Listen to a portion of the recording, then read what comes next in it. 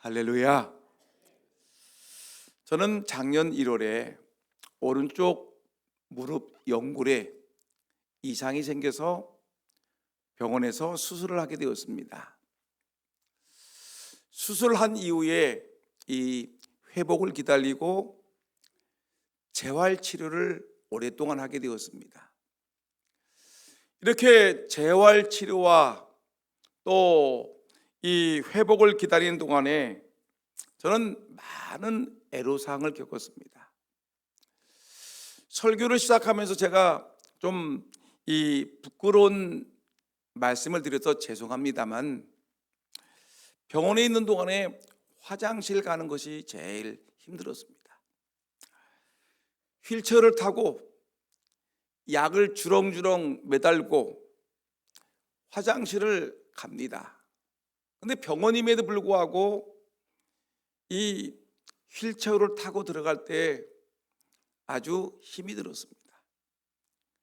근데 화장실에 들어가고 이제 이 개인 볼일을 보기 위해서 또 화장실 문을 들어가게 되면 거기는 휠체어가 들어갈 수가 없습니다. 그러니까 큰 일을 보기 위해서, 볼일을 보기 위해서 문을 활짝 열어놓고 휠체어를 밖에다 놓고 이 주사줄은 내 몸에 끌어안고 변기에 앉아야 됩니다. 여러분, 문을 열어놓고 여러분 볼일을 본다는 것이 이거 쉬운 일입니까? 만일에 그때 누군가 들어오게 되면 나도 민망하고 그 사람도 민망할 거 아니겠습니까? 야, 장애인 화장실이 이렇게 필요한데 왜 병원에 장애인 화장실이 없을까? 그리고 소변을 봅니다. 근데 보통 이렇게 장애인을 위한 이런 소변기가 있을 텐데 또 그렇지가 않습니다. 아주 이 목발을 짚고 이 소변을 본다는 것이 이거 한쪽 다리를 전혀 못 쓰는 가운데 이거 화장실을 간다는 것이 정말 괴롭고 힘들었습니다. 여러분, 저는 무릎 수술 후에 약 2달 반, 약 3개월 정도 병원에 있으면서 환자들을 생각을 많이 했습니다. 야, 환자들이 힘들겠다.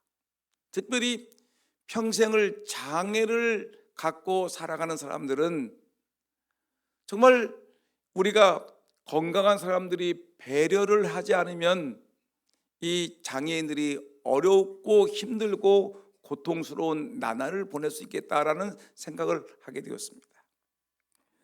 저는 병원에 제가 이렇게 아프고 목발을 짚어보고 그다음에 휠체어를 타고 다니다 보니까 이제 장애인에 대한 생각들이 180도 바뀌게 되었습니다. 예전에 제가 건강할 때는 우리 교회 장애인 화장실을 바라보면서 이야, 엄청 넓네. 야, 이 장애인 화장실을 털어버리게 되면 일반 화장실 2개는 나오겠다. 여기서 운동을 해도 되겠다라는 생각을 했습니다. 근데 제가 휠체어를 타고 병원 화장실을 다니면서 고생하다 보니까 장애인 화장실은 정말 필요하구나. 근데 이것도 좁아. 더 넓었으면 좋겠다. 장애인들이 편안하게 이 생리적인 문제들을 좀 잘 해결했으면 좋을 텐데 이것이 해결되지 않으면 얼마나 힘들까. 장애인에 대한 생각들을 많이 하게 되었습니다. 여러분, 또한 화장실의 문제가 아니라 이 자동차를 타고 가는 문제였습니다. 이제 다리가 아프니까 차를 타고 다니지 않겠습니까? 근데 식당을 가든지 아니면 뭐 어떤 쇼핑센터를 가든지 아니면 관공서를 가든지 차를 타고 가면은 주차를 해야 되지 않겠습니까? 차를 타고 가는 것도 중요하지만 주차를 해서 내리는 것도 중요한데 저는 다리가 아프니까 좀 가까운 데서 내려서 주차를 하고 내 볼일을 봐야 되겠다라고 생각하는데, 여러분, 장애인들이 그 주차장을 바로 있는 주차장을 이용하면 참 좋겠다 생각을 했는데, 만일에 그 장애인 주차장에 일반인들이 주차를 떡 해놓고 있으면 장애인들은 어떡하라는 것입니까? 저 멀리서 제가 다리 쩔뚝쩔뚝하고서 다닐 때 다리는 고통스럽지, 여러분 힘이 들지, 때로는 이런 장애인 주차가 굉장히 중요한 문제라는 것을 제가 알게 되었습니다. 여러분, 내일이 장애인의 날입니다. 그렇게 저는 생각을 했습니다. 장애인들을 우리가 좀 귀하게 여기는 마음을 가지고 이 장애인을 위한 설교를 준비했으면 좋겠다라는 생각을 가지고 여러분들에게 말씀을 전하게 되었습니다. 우리는 장애인 그러면 우리는 선천적인 장애인들만 생각을 할 때가 있는데, 여러분 실제로 여러분 장애인은 선천적 장애인, 태어날 때부터 장애인은 얼마 되지 않습니다. 통계를 보니까 모든 장애인들에게 있어서 선천적으로 태어날 때부터 장애를 갖고 태어난 사람은 5%에서 6% 정도밖에 되지 않습니다. 장애인 중에서 그러는 거예요. 그런데 출산 과정에서 여러분들이 종종 그러지 않습니까?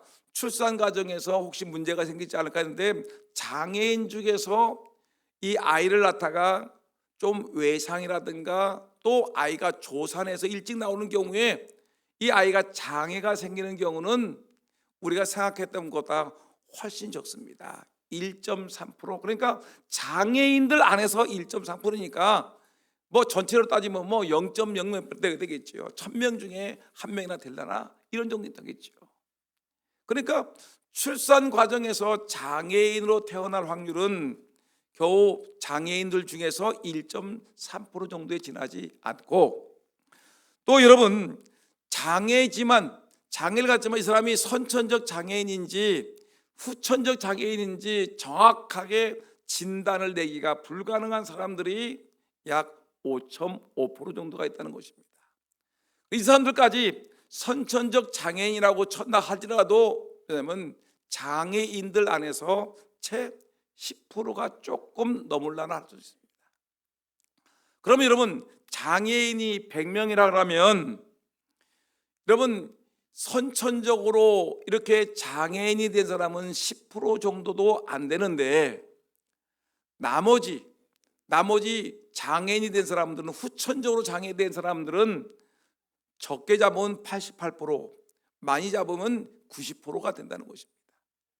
10명 중에 9명은 살아가면서 질병, 내 몸이 아파가지고 뇌질환이라든가 어떤 질병 때문에 내가 반쪽 불수가 된다든가, 아니면 그 다음에 이 교통사고라든가 또는 여러 가지 산업재해로 인해서 사다리를 타다가 떨어져서 다치는 경우, 이렇게 여러분 살아가면서 우리가 건강한 사람이었는데 어느 날 질병이나 사고로 인해서 다쳐서 장애인이 되는 경우가 10명에 9이라는 것입니다. 그 때문에 우리는 내가 지금 건강한 사람이니까 나는 괜찮은 사람이야, 저 장애인들은 좀 문제가 있는 사람이라고 생각할지 모르겠지만 아닙니다. 사실 우리 모두는 예비 장애인이고 어떻게 보면 장애인 후보자라고 얘기할 수 있을 것입니다. 장애인과 비장애인이 따로 있는 것이 아니라 우리 모두는 언제든지 장애인이 될 수 있는 그런 환경에 노출되어 있는 것이 바로 우리라는 것입니다.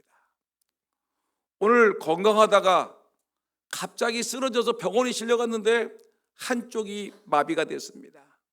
그러면 장애인이 되는 거예요.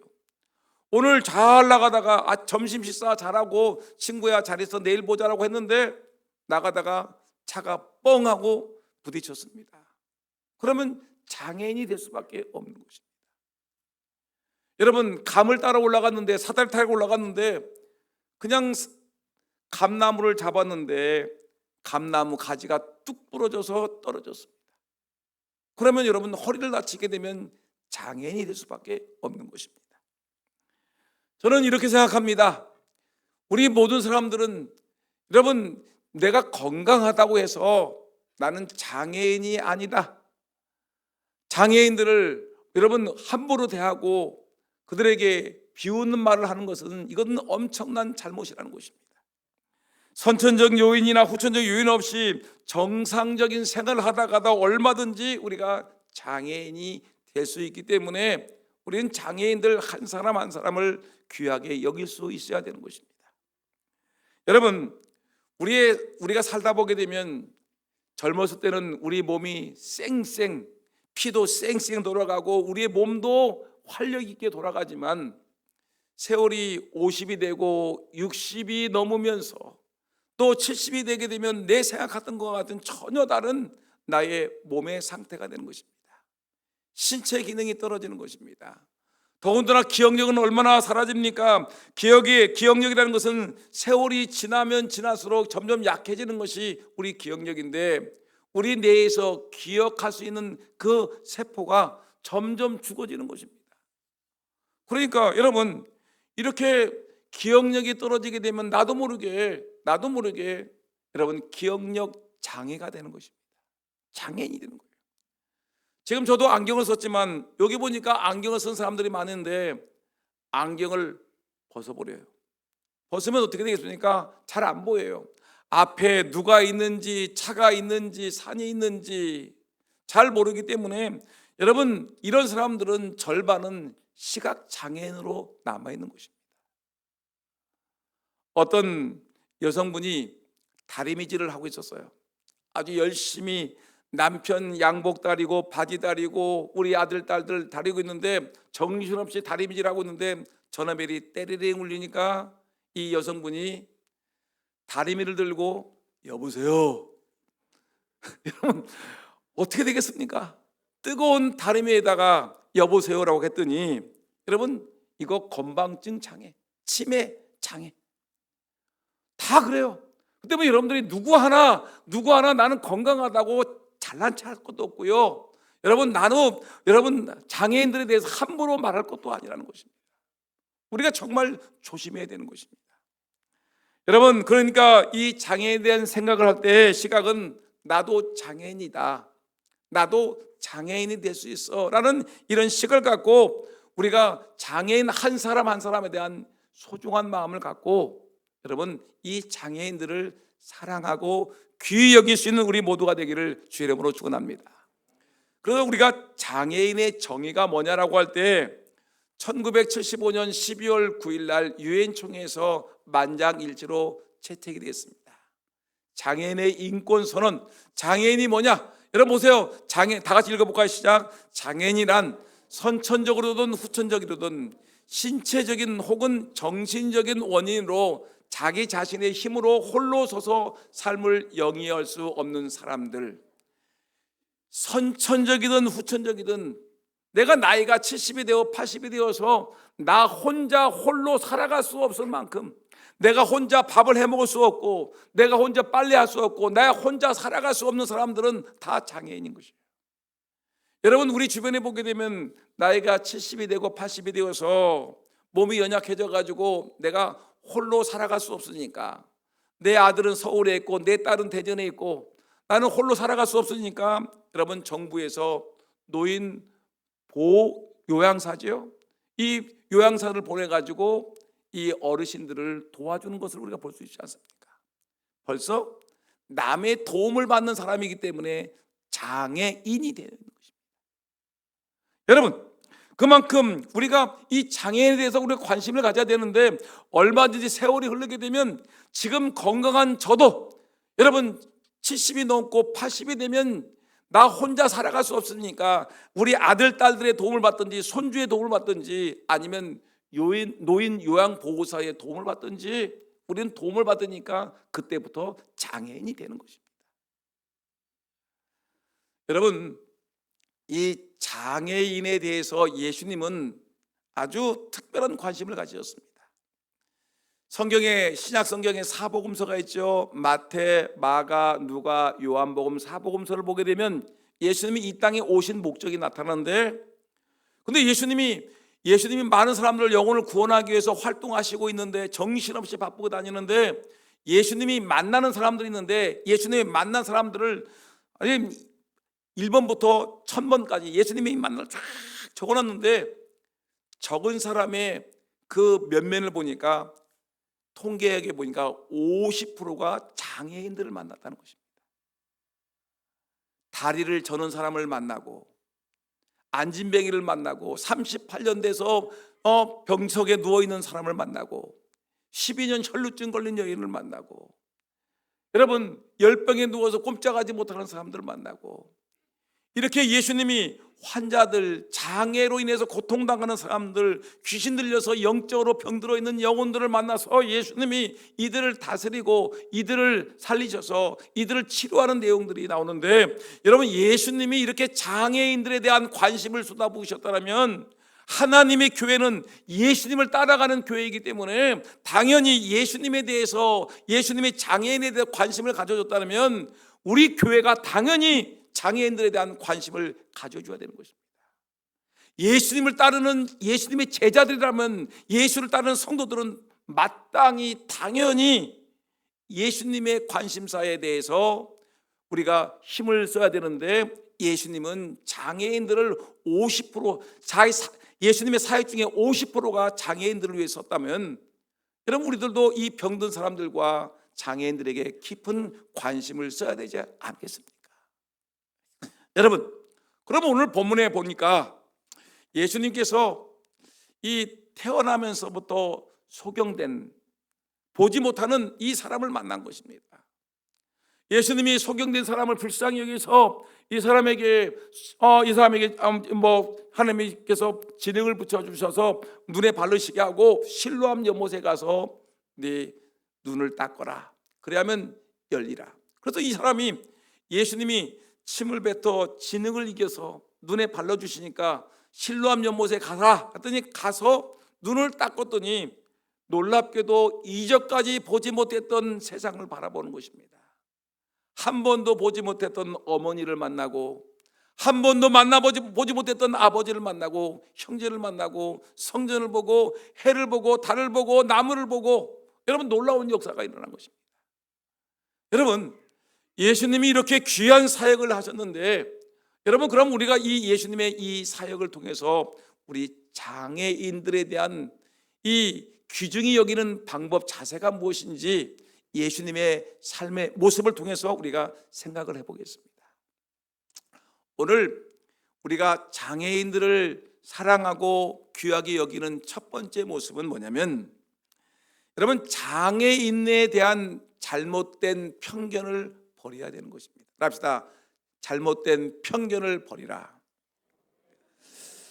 오늘 본문 말씀 보니까 여러분 기가 막힌 얘기가 나옵니다. 사람들이 우리나라 사람도 그렇고 교회 사람도 그렇고 저 이스라엘 사람도 그렇고 세상 사람 다 그렇습니다. 어떤 못된 생각을 갖고 있냐면 여러분 장애인으로 아이가 태어나면 여러분 안타까움이 있어야 되지 않겠습니까?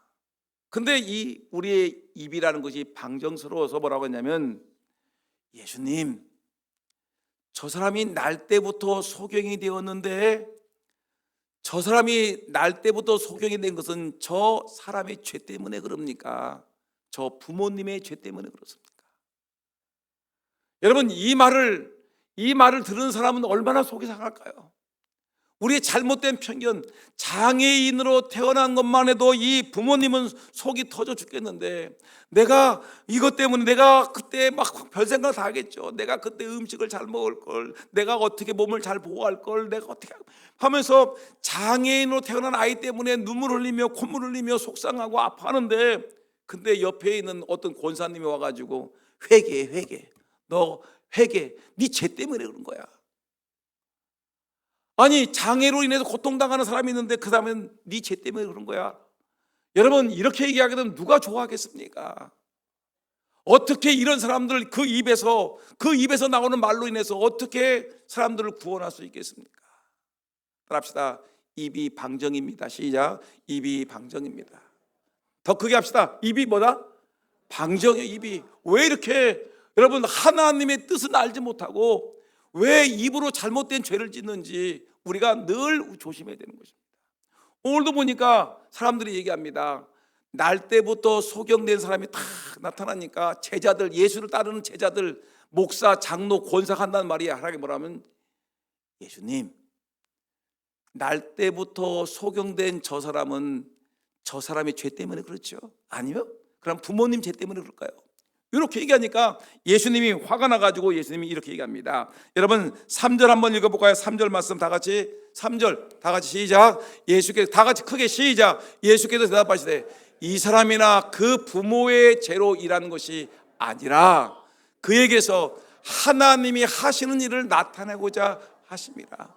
잘못된 편견을 버리라는 얘기를 우리에게 말씀하고 있습니다. 이 사람이 소경된 것은 무엇 때문에 그런 것이 아니라, 죄 때문에 그런 것이 아니라 이 사람을 통해서 하나님께서 하시고자 하는 일을 하고자 하기 위해서 때로는 하나님의 섭리 가운데 태어날 때부터 장애인으로 태어난 사람이 있다는 것입니다. 여러분, 물론 우리 인생들은 다 죽고 병들고 아픈 것은 인간의 죄 때문에 그런 것이죠. 근데 여러분, 오늘 본문의 말씀 통해서 사람이 장애인이 된 원인에 대해서, 특별히 이 사람 소경된 사람에 대해서 말하기를, 이 사람의 죄 때문에 얘기하는 것은 강경한 태도로 예수님은 아니라라고 얘기하는 것입니다. 여러분 기억하세요. 우리 장애인을 자녀로 둔 부모님들이 생각하셔야 됩니다. 장애인 자녀를 두고 나서 여러분 부모님들이 얼마나 그동안 가슴이 아팠습니까? 얼마나 속상했습니까? 제가 저렇게 아픈 것은, 저가 저렇게 고통당하는 것은 내 죄 때문에 그런 거야 라고 하면서 그동안 아프셨는데, 예수님은 그 생각을 깨끗하게 벗어버리십니다. 여러분, 오늘 이 본문에 대해서 성경은 제가 주석을 몇 군데를 찾아봤습니다. 찾았더니 칼빈이든 무슨 누구든 다 얘기하기를 결론적으로 이렇게 얘기했습니다. 이 구절은 다 같이 읽어보시죠. 시작. 이 구절은 맹인됨의 궁극적인 목적이 뭐예요? 하나님의 영광을 드러내고 그분의 일을 나타내는 데 있음을 명확히 합니다. 뭐라고요? 하나님의 영광을 드러내고 그분의 하나님의 일을 나타내는 데 있음을 명확하게 드러낸다. 그 다음 구절 읽어보세요. 시작. 이는 모든 고난과 역경 속에서도 하나님의 선한 주권과 목적이 존재하며 때로는 우리의 약함과 부족함이 하나님의 강하심과 영광을 더욱 분명히 드러내는 도구가 될 수 있음을 보여줍니다. 이 맹인은, 그 다음에 읽어보세요. 그 다음에 시작. 이 맹인은 자신의 질병 때문에 좌절하고 절망할 수 있었지만 예수님은 그의 삶이 하나님의 능력을 나타내는 통로가 될 것이라고 선포하시는 것입니다. 결국은 뭐예요? 이 사람의 죄 때문에 그런 것도 아니고, 부모의 죄 때문에 그런 것도 아니고, 결국에는 이 날 때부터 소경된 사람을 통해서 하나님의 위대하심과 하나님의 능력을 나타내서 하나님의 영광을 드러내기 위한 하나님의 섭리라는 것을 우리에게 분명히 말씀하고 있습니다. 여러분, 이제 우리는 기억하셔야 됩니다. 교통사고 나서 몸이 아파가지고 고통당하는 사람에게 찾아가가지고 이놈아 회개하라, 그렇게 하지 마시기 바라겠고요. 농사 짓다가 실수해서 다친 사람 향해서 네 죄가 많아서 그래, 이런 말을 하지 않기를 주의 이름으로 축원합니다. 네가 아픈 것은 하나님의 영광을 드러내기 위한 것이야. 네 몸이 불편한 것은 하나님이 너를 통해서 큰 뜻을 행하기 위함이라는 여러분 격려와 희망이 있는, 여러분 하나님 앞에서 장애인을 귀히 여기는 말하기를 예수 이름으로 축원합니다. 두 번째, 장애인을 귀하게 여기는 또 하나의 방법이 있는데, 장애인들에게 필요한 도움을 줘야 되는 거죠. 지금 소경된 사람에게 얘야 너 불쌍하다, 내가 오늘 옷 하나 좋은 거 봤는데 백화점에 사온 옷이야, 이거 입어봐. 아닙니다. 소경된 사람에게 여러분 우리가 아무거나 필요를 채워줘야지 아무거나 던져준다고 그 사람을 도와주는 것이 아니라는 것입니다. 오늘 날 때부터 소경된 사람, 한 번도 어머니 얼굴도 못 보고 아버지 얼굴도 못 보고 형제의 얼굴도 못 보고 성전도 보고 못 본 이 사람에게 예수님은 찾아오셨습니다. 6절 말씀 읽어볼까요? 6절 다 같이 시작. 이 말씀을 하시고 땅에 침을 뱉어 진흙을 이겨 그의 눈에 바르시고 이르시되, 7절 시작. 이르시되 실로암 못에 가서 씻으라 하시니. 아멘. 예수님이 환자의 필요를 하셨어요. 소경된 사람에게 제일 중요한 것은 눈을 뜨는 거예요. 그죠? 눈을 뜨는 것인데, 눈을 뜨게 하기 위해서 예수님이 다른 때는 눈을 열어라고 그냥 한마디만 하면 되는데, 오늘은 이 환자를 어떻게 하냐면 침을 뱉어서 진흙을 이긴 것을 갖다가 예수님이 그 눈에 발라주셨고, 그 다음에 얘야, 저 실로암 연못이 있는데 그 실로암 연못에 가서 눈을 씻으라 했었어요. 그런데 여러분, 그 말씀에 순종해서 실로암 연못에 가서 눈을 떴더니 어떤 말씀이 나오냐면, 성경이 말하기를 밝은 눈이 되어서 돌아왔다. 합시다. 밝은 눈. 눈이 감겨져서 어둡고 침침하고 앞이 보이지 않던 날때보다 소경된 사람의 눈이 열려서 밝은 눈이 되어서 예수님을 찾아오게 된 것입니다. 여러분, 우리가 기억해야 됩니다. 한 번도 세상을 바라본 적이 없는 이 날때부터 소경된 사람의 필요는 눈이 열려지는 것입니다. 이게 필요입니다. 여러분 보세요. 우리가 정말 중요한 것은 누가복음 10장을 보게 되면 이 예루살렘에서 여리고로 내려가다가 강도 만난 사람의 얘기가 나오는데, 여러분 강도 만난 사람에게 제일 필요한 것이 뭘까요? 곰탕을 끓여서 주는 것이 여러분 이 강도 만난 사람에게 도움이 될까요? 천만의 말씀이에요. 백화점에서 양복을 사다 입히는 것이 최고의 필요일까요? 아니죠. 제사장은 지나가고 레위인도 지나갔지만 사마리아 사람이 지나가다가 그 사람을 불쌍히 여겨 가까이 가서 기름을 바르고 피가 철철 흐르니까 천을 갖다가 꽁꽁 싸매서 급히 이 사람은 응급처치가 필요하니까 기름을 바르고 피를 멈추기 위해서 천으로 그 상처를 싸매주고 급히 자기 나귀에 태워서 주막에 데려다가 치료를 시켜주는 것입니다. 강도 만난 사람에게 최고의 필요는 뭐냐면, 지금 그 자리를 떠나서 피가 철철 흐르고 상처가 있으니까 긴급 조치를 하고 여러분 병원에 데려다 주는 거. 그 당시 병원이 없으니까 주막이 그런 일을 하셨죠. 주막으로 옮겼습니다. 여러분 필요를 채워줘야 됩니다. 여러분 쉽게 얘기하면 우리 교회 지적장애인 부서가 있었죠. 무슨 부서죠? 사랑부 부서가 지금도 열심히 활동하고 일부 예배도 참석하고 있었는데, 여러분 우리 교회가 이 사랑부 아이들에게 해줘야 될 일은 무엇입니까? 이들을 멸시하고 조롱하는 것이 아니죠. 이들을 사랑하고 이들을 끌어안고 감싸주고, 여러분 이들을 위해서 기도해주고 이들을 수고하고 애쓰는 교사들을 격려하고 칭찬하는 것이 우리에게 정말 해야 될 일이라는 것입니다. 함부로 말해서는 안 되는 것입니다. 여러분 더 구체적으로 얘기합시다. 그리고 교회에서든 여러분 우리가 관공서를 가든 여러분 우리가 가까운 마트를 가든지 간에 어느 곳에 가든지 간에 중요한 것은 그곳에 가게 되면 장애인 전용 주차 구역이 있습니다. 여러분 여기에 주차를 해야 될까요? 건강한 사람이 해야 될까요? 하지 말아야 될까요? 당연하죠. 건강한 사람들이 장애인 전용 주차 구역에다가 여러분 주차해서는 안 되는 것입니다. 이것이 장애인들을 돕는 것이에요. 만일 여러분들이 장애인 주차 자리에 주차를 하다가 딱 누군가가 사진을 찍어서 관공서에 보냈어요. 그러면 딱지가 얼마나 나올까요? 범칙금 10만 원이 나와요.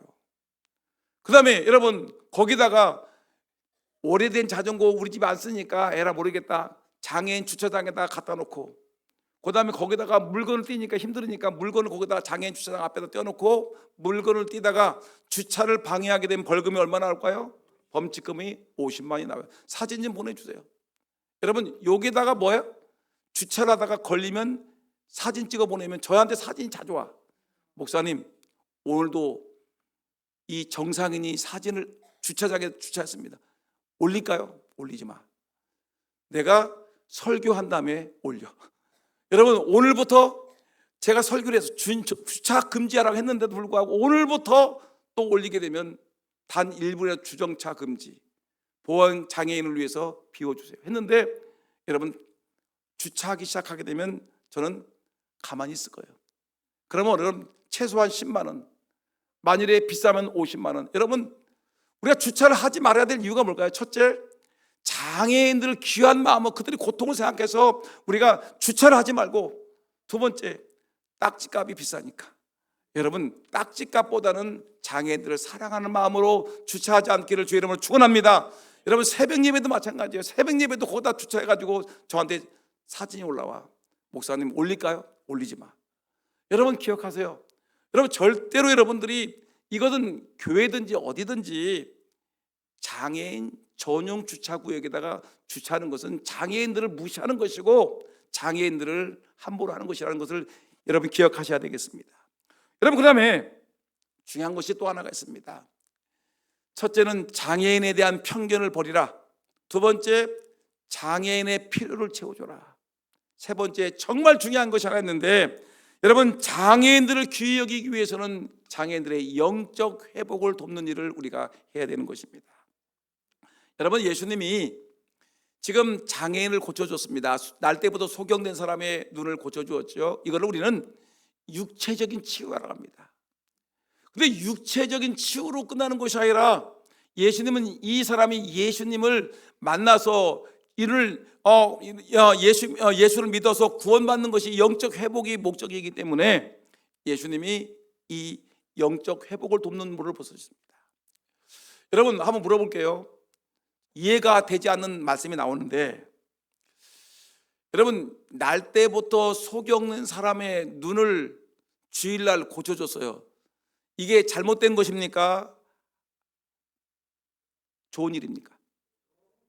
좋은 거죠. 근데 성경 보니까 바리새인이라는 사람이 있어요.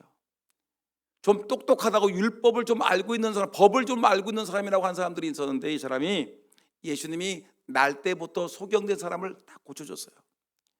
근데 그날이 안식일이네. 그러니까 사람들은 막 이 사람이 소경된 사람이 고침받았다고 좋아라고 막 박수를 치고 막 축하한다고 하는데, 바리새인이 나타나가지고, 야, 너 언제 고쳤어? 오늘 주일날이요. 안식일날 고쳤는데요. 이야, 이 못된 놈 봐라. 너 누가 고쳤어? 몰라, 누군지는 모르겠지만 그 사람 능력으로 내 병을 고쳤는데요. 그러니까 그놈 찾아와. 이놈 법에 고발해야 돼. 주일날 안식일날 어떻게 병을 고쳐? 날 때부터 소경이고 뭐고 간에 법을 어겼기 때문에 이 사람은 돌에 쳐 죽이든지 이거 죽여야 돼. 여러분, 정말 세상 희한하지 않습니까? 그래서 이 사람이 이 예수님 편, 누군지는 모르지만 예수님 편을 듣다가 날 때부터 나 고쳐준 사람이 있어요. 그 사람이 날 고쳐줬어. 그러니까 바리새인들 기분 나쁘니까 나가, 꺼져 해가지고 내쫓아 버렸어요. 여러분, 그러니까 예수님이 쫓겨난 이 소경된 사람을 예수님 만나셨어요. 만나셔서 이 죄를 고쳐주는데, 여러분 35절 읽어볼까요? 35절 하면 시작. 예수께서 그들이 그 사람을 쫓아냈다 하는 말을 들으셨으니, 예수께서 그들이 누구예요? 바리새인. 바리새인들이 그 사람을 누구예요? 소경된 사람을 고침받았는데 그 사람을 쫓아냈다는 말을 들으셨더니 예수님이 쫓아갔어요. 그를 만나사 이르시되 내가 인자를 믿느냐? 얘야, 이 이제가 창세 이후로 소경된 사람을, 날 때부터 소경된 사람을 고친 사람이 아무도 없는데, 어떤 선지자든 어떤 사람이 고친 사람이 없는데 내가 너를 창세 이후로 너의 소경된 것을 내가 너를 고쳤다. 너 나를 믿느냐? 이 말은 뭐냐면 네가 나를 구세주로 메시아로 믿느냐라는 것입니다. 그럼 이 사람이 어떻게 했냐? 36절을 읽어볼까요? 30 시작. 대답하여 이르되 주여 그가 누구십니까? 내가 믿고자 합니다. 그 사람이 누구입니까? 그 고친 사람이 누굽니까? 내가 그 사람을 믿겠습니다. 구세주로 메시아로 내가 믿겠습니다. 그랬더니 37절에 이런 말이 나옵니다. 예수께서 이르시되, 다 같이 시작.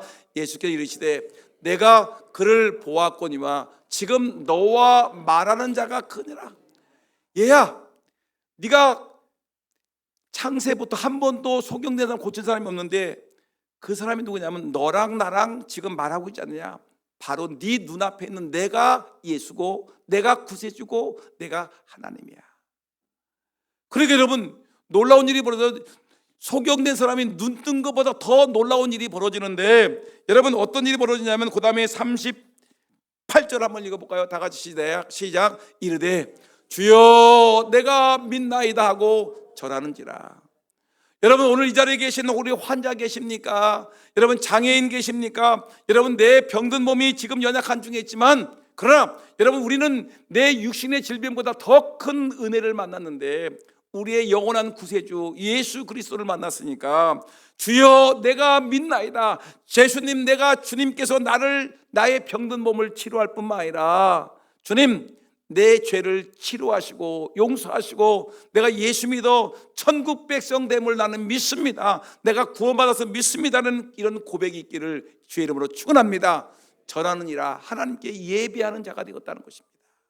여러분 이런 은혜가 저와 여러분, 특별히 장애인 여러분들에게 있기를 주의 이름으로 축원합니다. 여러분 아름다운 신앙 고백이 터져나온 것입니다. 예수님은 이 맹인의 눈을 뜨게 하시고 육체적인 치료뿐만 아니라 영적인 치료까지 해주시고, 이 맹인이 이제 하나님 나라의 백성으로 만드시는 놀라운 기적을 본 것입니다.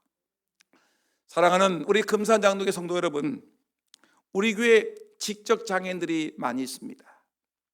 사랑부가 있습니다. 우리 교회에 장애인들이 있습니다. 하체가 불편한 분들도 많이 있습니다. 또 여러 가지 장애를 갖고 있는 사람들이 많이 있습니다. 여러분 이 사랑부의 지적 장애이든지 우리의 육체의 질병 때문에 고통당하는 사람이든지, 이 모든 사람들이 육신의 질병만 치유될 뿐만 아니라 여러분 이들이 예수 믿고 죄사함 받고 용서받고 저 천국 백성 되는 이 놀라운 은혜에 여러분들이 동참해 주시기를 주의 이름으로 축원합니다. 이 부서를 담당하는 교사들을 격려해야 되고요, 이들에게 칭찬해 줘야 되고요. 여러분 이들이 열심을 다해서 지적장애인들이 예수님 만나고 예수님을 주님으로 고백하고 예수 믿어 천국 백성 될 수 있도록 여러분 힘쓰고 애쓰도록 기도해 주는 것은 너무나 당연한 것입니다. 여러분 저는 이제 말씀을 마치려고 합니다. 여러분 우리에게 장애인들이 많습니다. 육체적인 장애도 있고 영적인 장애를 갖고 있는 사람들이 많이 있습니다. 육체적으로 건강한 사람이 정상이지만 영적으로 영안이 다쳤어요. 영적인 세계를 전혀 못해, 몰라. 이런 사람을 뭐라 하냐면 영적 시각장애인이에요. 영안이 닫혀있기 때문에. 여러분 어떤 사람은 육체적으로 정상인이지만 하나님의 음성을 전혀 듣지 못해. 그런데 하나님의 음성은 전혀 듣지 못하는데 세상의 소리는 빨라. 정치 얘기는 그렇게 빠르고, 세상에 돈 버는 얘기는 그렇게 빠르고, 문화 얘기는 그렇게 빠른데 하나님의 음성은 전혀 듣지 못하는 영적 청각 장애인들이 많이 있어요. 영적인 눈이 닫힌 영적 시각 장애인, 하나님의 음성을 듣지 못하는 영적 청각 장애인. 여러분 기도해서 여러분 이들이 예수님을 만나고 예수를 믿고 예수를 구원자로 영접하고 주는 그리스도시요 살아계신 하나님의 아들임이라는 이런 신실한 신앙 고백으로 이들 육체적인 문제뿐만 아니라 영적으로 완전히 깨끗함을 받고 하나님을 찬양하고 하나님께 영광 돌리는 온 성도가 되기를, 여러분 또한 장애인들을 귀히 여기는 저와 여러분 모두가 되기를 예수님의 이름으로 축원합니다. 기도하겠습니다. 하나님